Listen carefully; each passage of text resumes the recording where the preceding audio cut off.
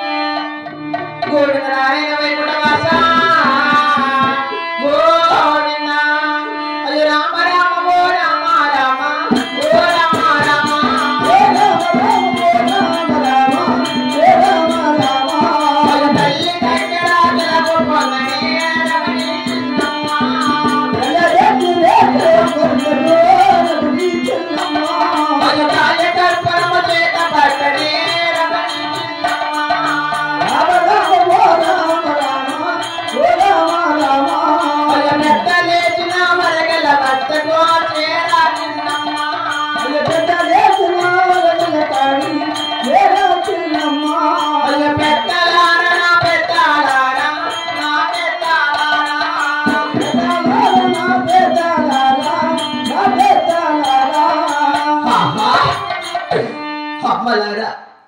అక్కలారా ఆడబిడ్డల కన్న కడతల్లారా ఈ యొక్క పావగొండ పట్టణంలో పెళ్లి చేసుకొని మా అత్తమాలటి పావగొండ పట్టణానికి పిలిచినానమ్మా మీ కన్న బిడ్డలకు కూడా ఎలా పెళ్లి చేసి పుట్టింటి నుంచి మెట్టింటికి ఎలా పంపిస్తారో